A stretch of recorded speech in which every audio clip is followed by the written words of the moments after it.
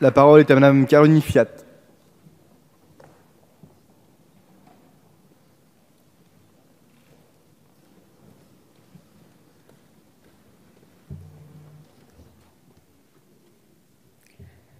Madame la ministre, Madame, Messieurs les députés, chers collègues, je souhaite vous faire part du ressenti de notre groupe quant aux questions de santé sur notre territoire. Les lois sur la santé initiées par la présidence Sarkozy ont frappé d'austérité les établissements hospitaliers. Les conséquences sont néfastes et remettent en cause le rôle des soignants. La tarification à l'acte amène à transformer le patient en client et incite les établissements à facturer à outrance les interventions sur les malades pour répondre aux injonctions de rentabilité. La santé n'est pas un acte commercial. Les médecins, les sages-femmes, les anesthésistes, les infirmiers, les aides-soignants ne sont pas des commerçants, ce sont des professionnels de santé. Il faut les considérer comme tels et leur donner les moyens d'exercer leur métier dans les meilleures conditions possibles. À l'issue de la Seconde Guerre mondiale, l'objectif du CNR était d'assurer l'égalité de traitement de chacun et la santé pour tous, d'où la création de la sécurité sociale.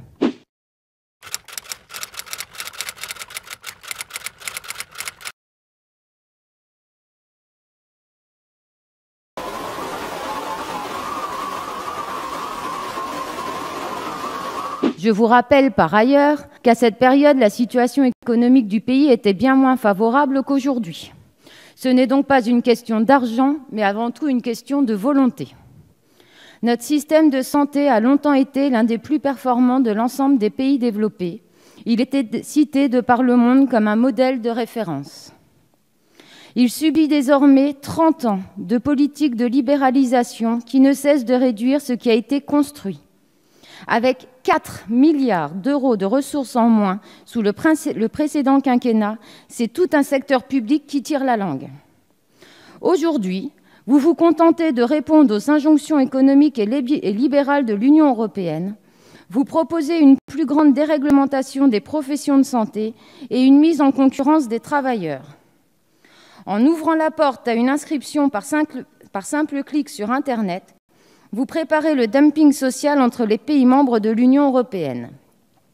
Vous retirez la confiance et les règles de nos systèmes de qualification.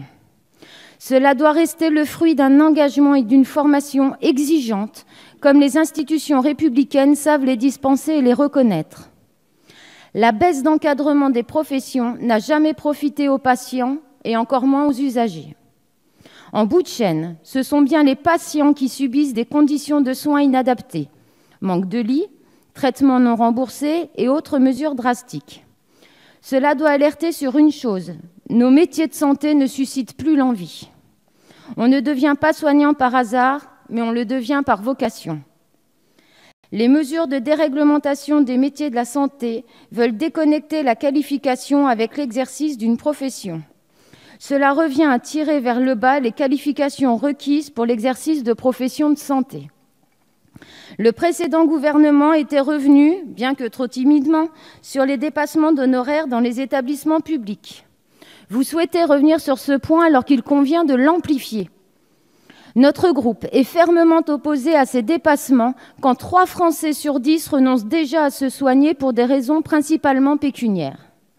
Laissez les malheurs au passé et le goût du bonheur à l'avenir. Nous vous proposons d'ouvrir un vaste plan de réflexion sur la santé publique en vue de respecter une des valeurs fondamentales de notre République, l'égalité. Donnez la chance à chacun d'être soigné dans des conditions que chaque être humain mérite. Libérez de la pression constante les travailleurs, mettez fin à la pénurie de moyens matériels et humains que connaissent nos structures de santé, qu'elles soient publiques ou privées. Les mesures prises ces dernières décennies portent des conséquences graves, comme la baisse de l'espérance de vie en bonne santé des plus démunis. J'ose croire que vous entendrez que cette situation ne peut pas être réglée par davantage de libéralisation et de déréglementation. La santé a besoin de structures, de personnel formé et en nombre suffisant, de conditions d'exercice dignes. Nos expériences professionnelles, militantes et citoyennes sont garantes d'une bonne compréhension des problèmes rencontrés par la population aujourd'hui. En effet, nous avons tous été élus en regard de nos parcours professionnels qui ont motivé les électeurs. Dans ma circonscription, j'ai reçu de nombreux témoignages de la part de professionnels de santé. Face à une aide-soignante, ils se sont dit qu'ils seraient entendus, que je connaissais leurs conditions de travail. Ils ont eu raison. Tous sonnent l'alarme. Nous n'en pouvons plus. Madame la ministre, vous connaissez notre quotidien et celui des patients. Mais je me permets ici de les rappeler à tout à chacun. Notre métier principal est de maintenir les 14 besoins fondamentaux de Virginia Anderson. Je vais vous les citer pour décrire les réalités de notre quotidien. Le premier besoin, respirer. Chose assez simple en soi. Pour autant compliquée quand il fait plus de 30 degrés dans une chambre d'un CHU. Deuxième besoin, boire et manger. Pourrions-nous, s'il vous plaît, avancer sur le projet de loi interdisant le gavage des oies et des canards en France, pour que nous puissions très rapidement interdire ce même gavage sur des êtres humains. Le troisième besoin, éliminer. Capacité d'une personne à être autonome pour éliminer sel et urine et assurer son hygiène intime. Besoin tellement évident, sauf que par manque de temps pour accompagner les patients aux toilettes, la pose d'une protection est devenue systématique. Quatrième besoin, se mouvoir, maintenir une bonne posture, qui est la capacité d'une personne à se déplacer seule ou avec des moyens mécaniques. Nous n'avons pas le temps. Ce sera donc fauteuil roulant ou maintien au lit pour tout le monde. Cinquième besoin, dormir, se reposer.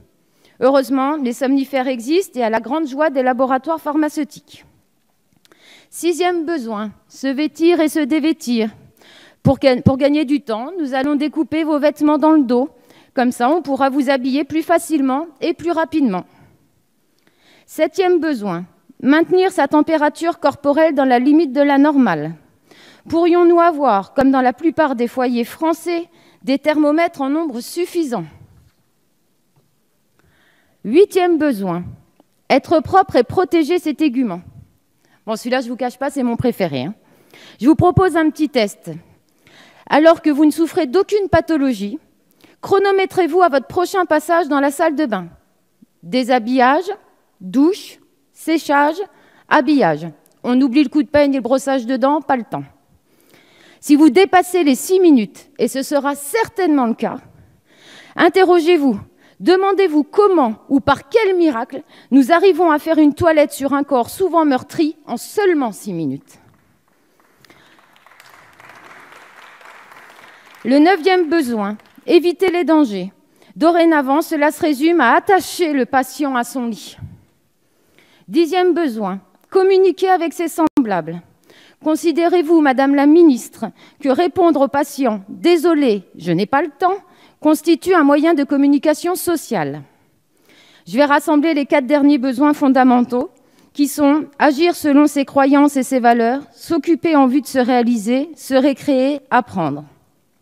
Un grand et très grand merci et respect à toutes les personnes bénévoles qui, par leurs actions, permettent que ces derniers besoins soient préservés.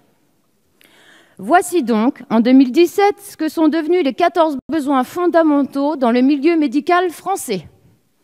Nous, les soignants, nous portons sur nos épaules le mal-être des patients. Nous sommes dévorés par les accidents de travail provoqués par la fatigue et le stress. Certains d'entre nous abandonnent l'exercice de nos métiers et, plus grave encore, certaines situations ont conduit nombre d'entre nous au suicide. Mesdames et messieurs, ce sont 14 soignants qui se sont donné la mort en moins d'1 an. Combien en faudra-t-il d'autres pour dire « plus jamais ça » ? C'est d'ailleurs la question posée par le personnel en grève des Opalines dans le Jura, qui, après plus de 100 jours de grève, ont interpellé Florence Aubenas dans Le Monde par cette interrogation. Qu'est-ce qu'il faudrait faire maintenant? Qu'une d'entre nous se suicide sur le parking? C'est pourquoi, Madame la ministre, notre groupe met à votre disposition ses propositions pour une refondation et une restructuration du monde de la santé. Madame la ministre, en votre qualité de médecin, vous avez la possibilité de soigner notre système de santé. Ne passez pas à côté de cette occasion historique. Merci. Merci, Madame